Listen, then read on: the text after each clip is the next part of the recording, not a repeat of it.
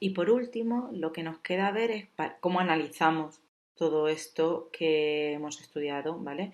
Es decir, tengo que hacer un plan de análisis estadístico, determinar cuáles son los métodos más apropiados para nuestros datos, saber cómo es la variable respuesta, si es continua o no, si hay variables explicativas, cuáles son, si tenemos muestras emparejadas, porque puede ser que tengamos varias muestras en el tiempo para la misma persona, por ejemplo, pues tenemos que saber cómo se comporta.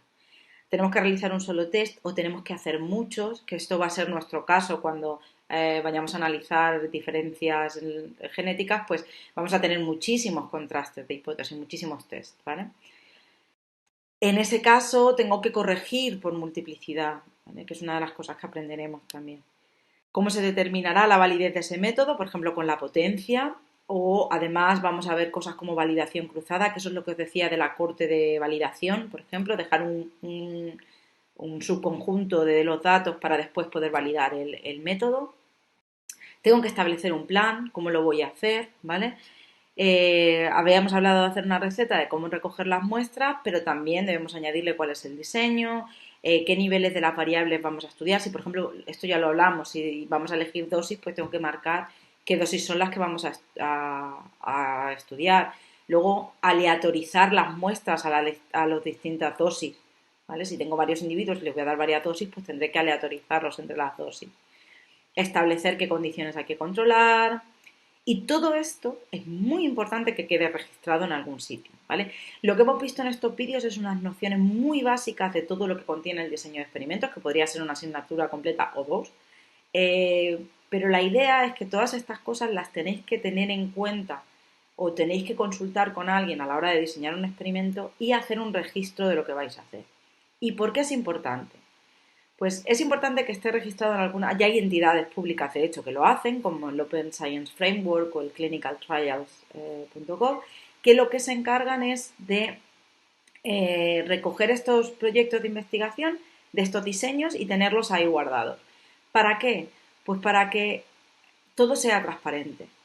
Para que si yo de repente decido hacer un estudio, ¿vale?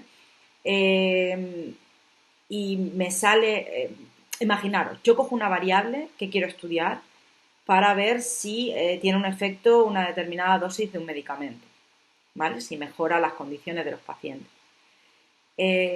Yo hago ese experimento aquí, resulta que me sale que no funciona y pues a lo mejor en otro país que estaban pensando en hacer el mismo análisis pueden utilizar el hecho de que a mí no me haya funcionado, ¿vale?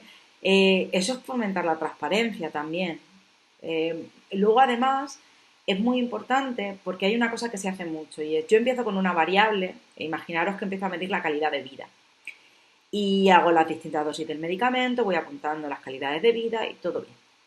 Pero además de la calidad de vida, pues por lo que sea, porque me parecía interesante también, he medido otras variables, como por ejemplo, pues un índice de una escala de dolor. Pero yo todo el diseño del experimento, todo, el número de muestras que he cogido, cómo he tratado los datos, cómo he medido las variables, todo está pensado para hablar del cambio en la calidad de vida. Sin embargo, luego resulta que la calidad de vida no me sale nada significativo o en algún momento he tenido algún problema y he dejado de medirla o ha pasado algo y resulta que he empezado a trabajar con la escala de dolor. Claro, el diseño no está pensado para esa variable, pero si yo acabo trabajando con esa variable, pues el diseño no va a ser óptimo y puede ser que lo que encuentre no sea válido, ¿vale? Pero sin embargo, a lo mejor me sale que el contraste de hipótesis es significativo, eso quiere decir que hay diferencias en la escala de dolor según la dosis del tratamiento y me quedo con eso. Y eso es lo que publico en un artículo. Eso es peligroso para la ciencia.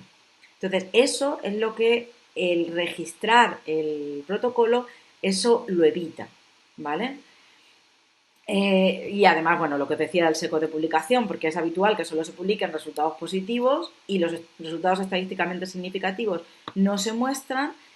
Y yo creo, por lo menos esto también es mi opinión, es que la publicación de no descubrimientos son tan importante como la publicación de descubrimientos, ya que al publicarlo pues estamos ahorrando dinero en ciencia a muchos y tiempo a muchos investigadores y en definitiva a la sociedad, ¿vale? Entonces, tener registrado un protocolo de investigación desde el inicio, que sepas perfectamente qué es lo que tienes que hacer, que sirva como receta para todo el protocolo y que te permita que cuando tú publiques tu artículo o cuando tú llegas a la conclusión de tu final de tu experimento, todo lo que hayas hecho sea transparente y esté bien hecho y todo el mundo pueda ver cómo está hecho, es muy, muy importante para el avance de la ciencia. Y con eso terminamos el tema de diseño de experimentos. Como habéis visto, es simplemente un resumen general de todo lo que hay, que aquí hay muchísimo más, pero para que tengáis una idea de que cuando vayamos a hacer cualquiera de las cosas que vamos a ver después, es necesario primero haber pensado cuál es el tipo de diseño que queremos hacer.